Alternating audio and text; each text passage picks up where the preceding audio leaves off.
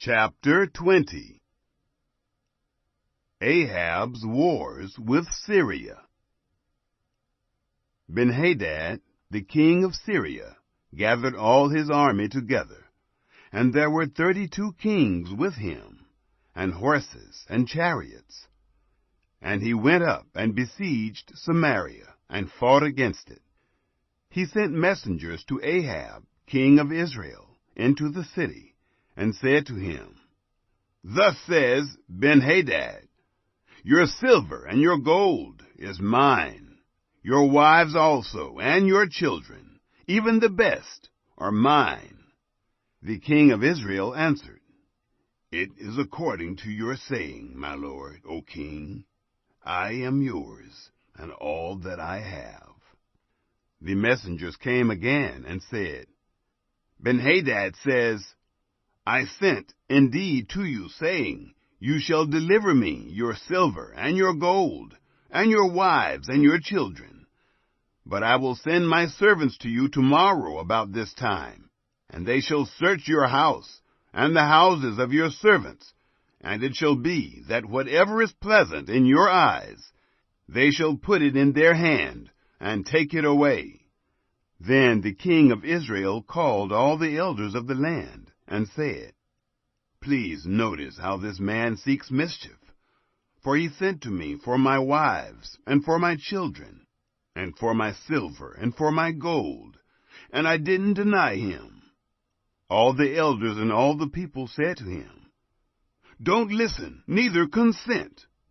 Therefore he said to the messengers of Benhadad, Tell my lord the king, all that you sent for to your servant at the first I will do, but this thing I cannot do.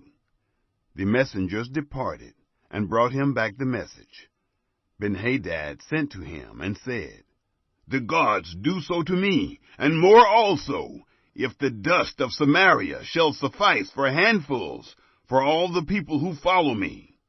The king of Israel answered, Tell him, Don't let him who puts on his armor brag like he who takes it off.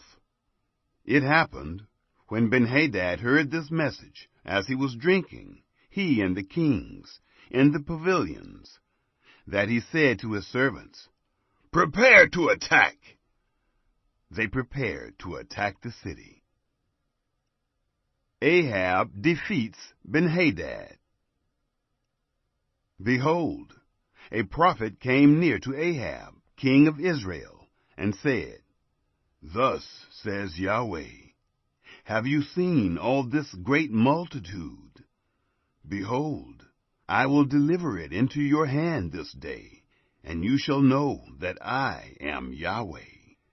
Ahab said, By whom? He said, Thus says Yahweh, By the young men of the princes of the provinces. Then he said, Who shall begin the battle? He answered, You. Then he mustered the young men of the princes of the provinces, and they were 232. After them he mustered all the people, even all the children of Israel, being 7,000. They went out at noon. But Benhadad was drinking himself drunk in the pavilions, he and the kings, the 32 kings who helped him. The young men of the princes of the provinces went out first, and Benhadad sent out, and they told him, saying, Men are coming out from Samaria. He said, If they have come out for peace, take them alive, or if they have come out for war, take them alive. So these went out of the city, the young men of the princes of the provinces, and the army which followed them. They each killed his man. The Syrians fled, and Israel pursued them. Benhadad, the king of Syria, escaped on a horse with horsemen. The king of Israel went out, and struck the horses and chariots, and killed the Syrians with a great slaughter. The prophet came near to the king of Israel, and said to him, Go, strengthen yourself, and mark, and see what you do. For at the return of the year the king of Syria will come up against you." The servants of the king of Syria said to him, "Their God is a God of the hills. Therefore they were stronger than we. But let us fight against them in the plain, and surely we shall be stronger than they. Do this thing, take the kings away, every man out of his place, and put captains in their place. Muster an army, like the army that you have lost, horse for horse, and chariot for chariot. We will fight against them in the plain, and surely we will be stronger than them." He listened to their voice, and did so. Another war with Ben-Hadad. It happened at the return of the year that Ben-Hadad mustered the Syrians and went up to Aphek to fight against Israel. The children of Israel were mustered and were provisioned and went against them. The children of Israel encamped before them like two little flocks of young goats. But the Syrians filled the country. A man of God came near and spoke to the king of Israel and said, "Thus says Yahweh, because the Syrians have said, 'Yahweh is a God of the hills, but he is not a God of the valleys,' therefore I will deliver all this great multitude into your hand, and you shall know that I am Yahweh." They encamped one over against the other 7 days. So it was that in the 7th day the battle was joined, and the children of Israel killed 100,000 footmen of the Syrians in 1 day. But the rest fled to Aphek, into the city, and the wall fell on 27,000 men who were left. Ben-Hadad fled, and came into the city, into an inner room. Ahab spares Ben-Hadad. His servants said to him, "See now, we have heard that the kings of the house of Israel are merciful kings. Please let us put sackcloth on our bodies and ropes on our heads, and go out to the king of Israel. Maybe he will save your life." So they put sackcloth on their bodies and ropes on their heads, and came to the king of Israel, and said, "Your servant Ben-Hadad says, 'Please let me live.'"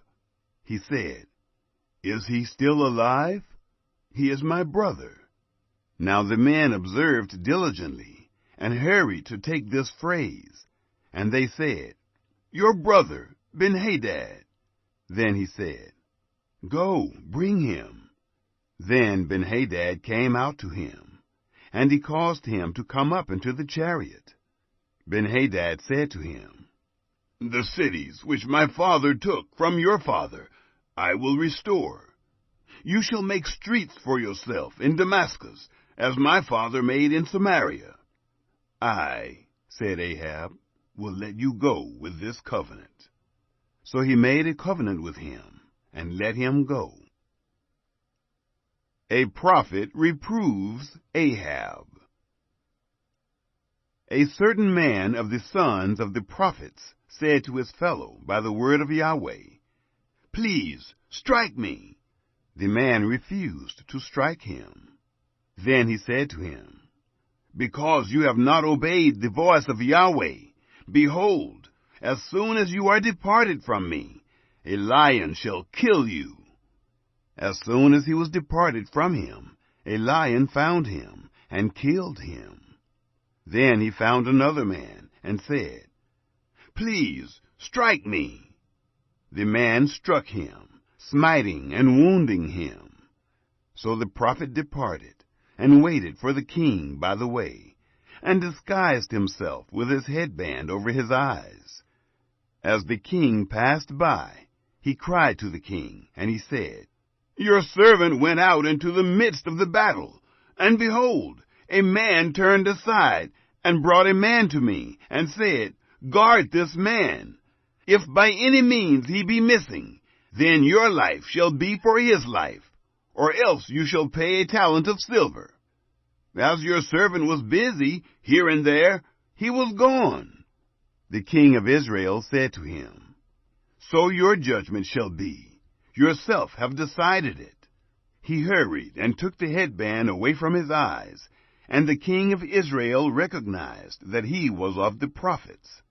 He said to him, "Thus says Yahweh, because you have let go out of your hand the man whom I had devoted to destruction, therefore your life shall go for his life, and your people for his people."